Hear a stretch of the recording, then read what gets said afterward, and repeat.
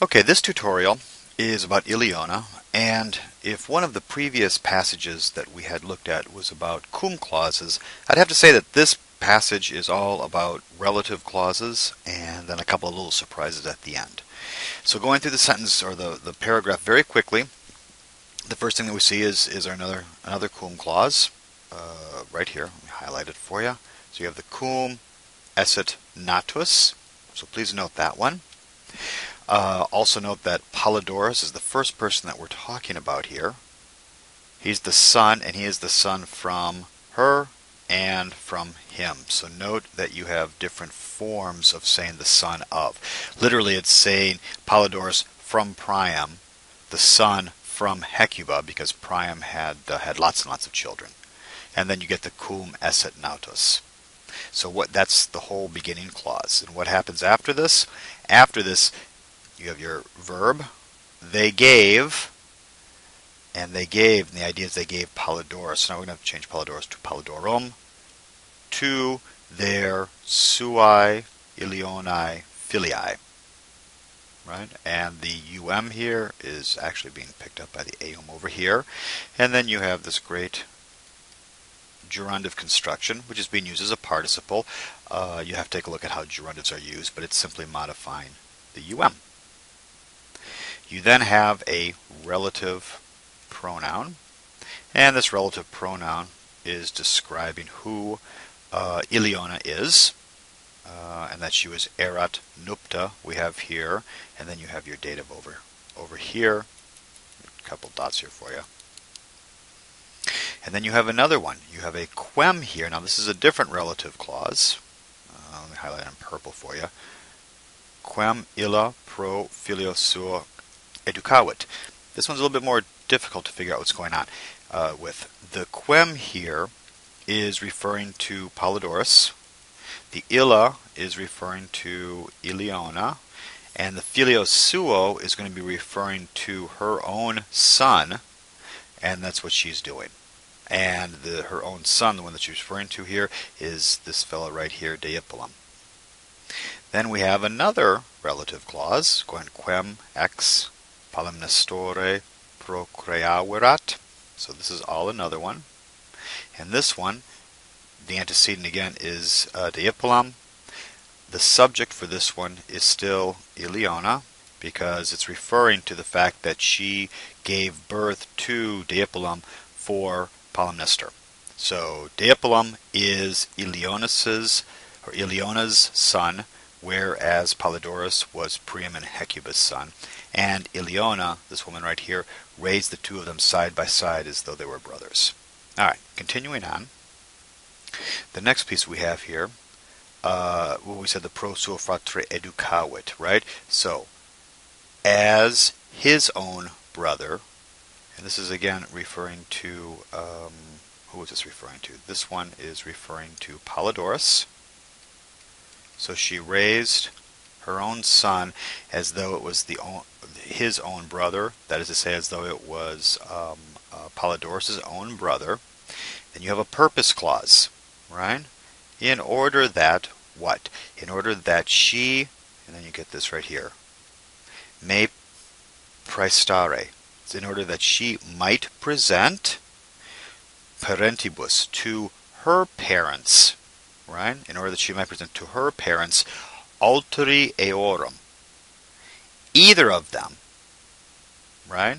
Either of them, si quid foret, if something foret. Foret is the subjunctive form from esse, if something were to happen. And you have to take this piece, this alteri eorum, both with foret, if something were to happen to each one of them, to either one of them, and then you come over to the praestare, she would present to the parents, and you can say it again, either of them. So she's playing a game here by having her son raised, as the brother of Polydorus. In case something happens to one or the other, she still has somebody to give to Priam and Hecuba. Alright, so that's the first part. The second part then, said, we start here, but, cum, another cum clause here. When the Achaeans, here we go. When the Achaeans, and then we have a ablative absolute here. Get rid of this line because it's getting kind of confused here. But when the Achaeans, what did they do? They, here's your verb, wellent. So when the Achaeans wanted extirpare, that's the complementary infinitive going off of wellent. When they went to extirpare the direct object, the prolem priami, that's in the genitive, what did they do? The first thing they did was deikerunt. That's a direct object. This A right here is a Greek accusative, so it's Astyanax, who was the son of Hector. They tossed Astyanax, son of Hector, and the son of Andromache. Andromache was the woman, and here's the word son, so Astyanax is going with the son over here. And they tossed him de muro, and here's your second verb. So your verb 1 was right here, and your verb 2 is right here. And they miseurunt legatos, so they sent those guys, ad palimnestorum. So those are the two things. And then we have another relative clause. Right? So it's the legatos qui, let me grab this relative clause, goes all the way down to here. So it's a big relative clause. They promised, or these messengers then, right, who, and here's your first verb,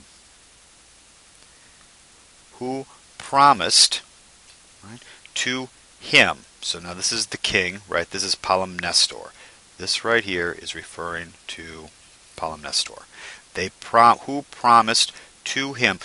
Notice the NTUR here is actually passive because this is a deponent verb. It's passive, it's a deponent. They promised the daughter of Agamemnon, by name Electra, to him, in conjugium, you know what that means, and they promised two things. They promised one, and they promised two. A magnum copium, a whole bunch, of auri. That's in the genitive case. They did this if, what? If interfecissent. Pluperfect subjunctive. This is a past contrary to fact. If he would or if he should have, we either would have or should have, interficio, the son of Priam. So if he interficios the son of Priam, he gets all this stuff. In the next sentence, starts with your subject, no problem. Here's your verb, and there's a negative with it, so he accepts the idea. He doesn't repudiate here's your direct object, the dicta of the legatorum, and here's the connection. What happens? He verbs occidit right here. He kills,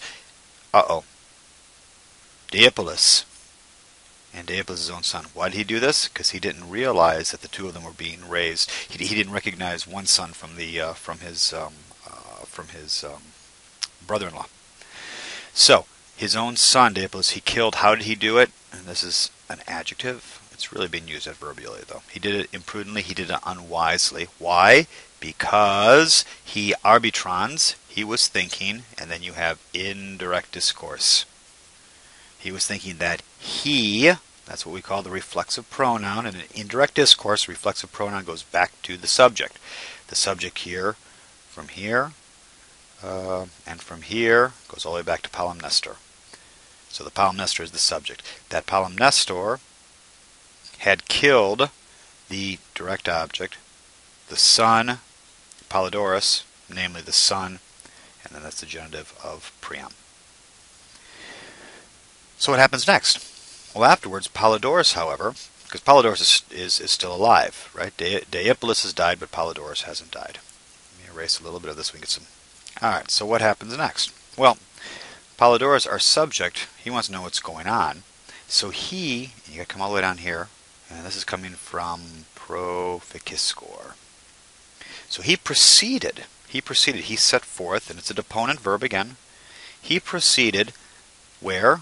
Ad oraculum of Apollo. So he proceeded to the oracle of Apollo. Why? This is great.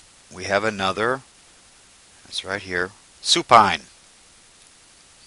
You guys see the tum on here, right? And this one means to. Supines always show purpose, especially with the verbs of motion. So here it's to find out. To find out what? De parentibus suis. Because right now Apollodorus doesn't realize that Priam and Hecuba were his parents. He still thinks that it was Iliona and Polymnestor. To whom, here's another relative clause. To whom all of this was told. So to whom it was told, so to him, right? So this is Apollodorus here. So to whom it was told what? And now we have indirect discourse, and indirect discourse. When you have a perfect passive participle in indirect discourse, you really need to supply the verb esse to make it into a perfect infinitive. So, to whom it was responded that. And whenever you see a word like responded, you always want to use the word that. That, the patriam, that's the subject, incensum esse. It was responded, to whom it was responded that the patrem, occisum esse, was killed. And cui, to whom it was responded that, one more time, the matrem, his mother, teneri, passive present infinitive of teneo, to be held in servitute. We start with another cum clause, and there's actually two parts. So cum rediret inde, so when he returned, et cum vidit aliter esse, and when, and this one's probably the most complicated piece of the entire of the entire passage, when he returned, and when he sees that, or sees to be otherwise, that it is otherwise, this is indirect discourse, right? And then it's this word ak right here. Put this in blue so you see it. This ak right here. If you have your grammar book, that Henle grammar book, which I happen to have right beside me, you would find this on paragraph 610. So what we have here is, when he returned and he saw it to be otherwise. This is a comparative adverb. Otherwise than. So this right here actually means than. Then what? Than fuit responsum. It had been told to him. Now we get this. All of this right here is a participial phrase modifying Apollodorus. He having thought. He having thought. It's a deponent. Perfect passive participle, having thought in an indirect discourse that he was the son of Polymnestor. So you can see how there's a participle with a verb of speaking or thinking introducing indirect discourse. Having thought that he was the son of Polymnestor, what did he do? He inquired from his sister Iliona. And what did he inquire? He inquired why, remember quid can mean why, ita aliter, so otherwise, so different, right? The sortes, the fates, dixissent, and this would be referring to the oracle. Why the oracle had said. Now, why is this in the subjunctive perfect? Because the whole thing is an indirect question in past tense. Now, we have, I said there were a lot of relative clauses in here. We have another one. Qui soror. Actually, it doesn't go that far. It just goes down to the patifecit. Let's get rid of that part. This part just goes down to the patifecit. So to whom is once again to Apollodorus, the soror, right? Here we go. Lay open, or to make manifest what of truth it was. Another indirect question. What of truth it was. And it's actually not lay open, but laid open, because there's a direct object with it. Laid open. And after she had done this, by her counsel, so this is Iliona, he, this is going to be Apollodorus, he, there's your verb, did this, and he did that. So he interfecit Polymnestorum, and he also did this to Apollodorus, which means to literally deprived from the light, which means to blind him. All right, and that's the end of the first one.